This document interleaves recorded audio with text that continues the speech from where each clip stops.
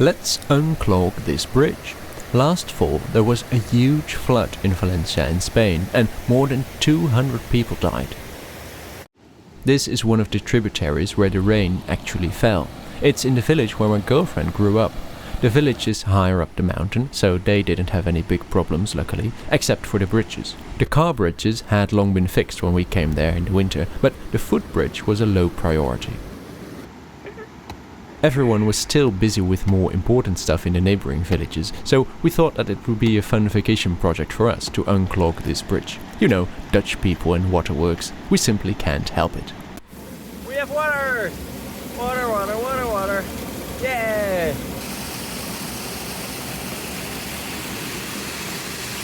I thought the name of the game would be to let the water do the work. Sometimes you see these videos, right, where they make a small hole and then the water does the rest and it goes faster and faster and faster. So I was very excited to see the first stream. I think it's sustaining itself. I feel the rocks against my feet. It's putting sand and stones in. Here's the hole underneath. This also has stopped running basically. Let's see what I can do in an hour. Completely dry here. Lots of water going down there. Don't get stuck. But my excitement was completely unfounded and this project went in the opposite direction. The more water came through, the harder it got, because the water was in the way and it got a bit more dangerous. Only at the very end the water actually helped. Problem is we can't stand there anymore, so it's getting a little bit harder because we can't get to it from the front.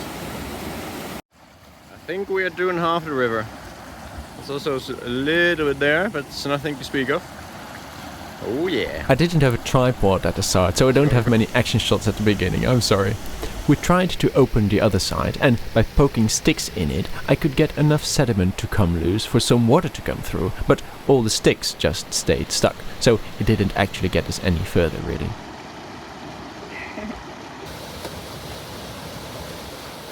We had to pull all the sticks out one by one and whack them with a hoe.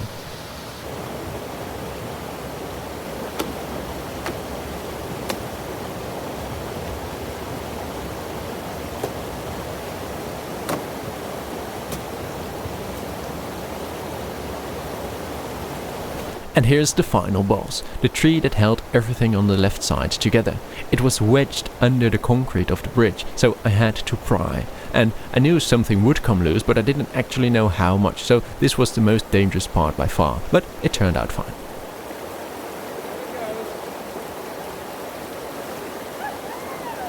Now we can see light.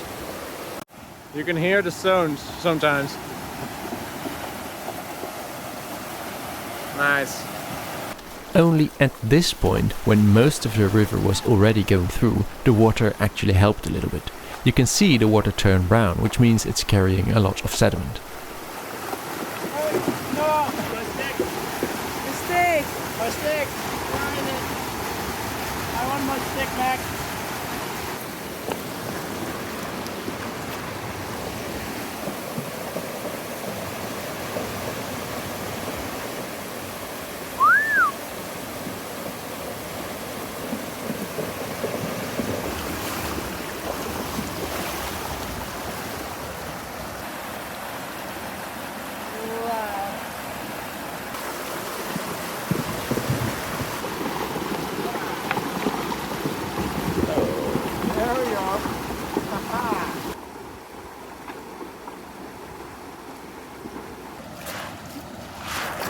This should basically stop now.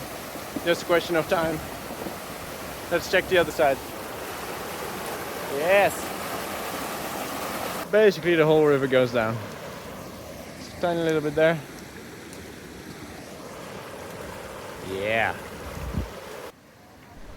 I wish I had more time to get everything out from under this bridge, but this was 5 days already with my girlfriend and her sister, and the vacation was coming to an end. The bridge is functioning and the people from the village can walk their dogs on the other side of the river again.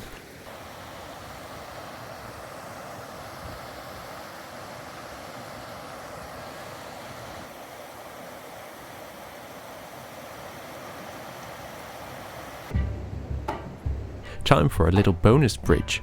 A bit further down the river, there's a place where we made a log bridge a few years ago so we could walk a circle instead up and down the same path, but it washed away with the flood, of course, so time to make a new one. At first I tried this log. It was nice and thick, reasonably straight, pretty close to the old crossing. However, way too heavy, I noticed. I couldn't even move it with 3 people, I think. So I tried this little tree that was also left by the floodwater. This was perfect. I could just barely lift it on my own.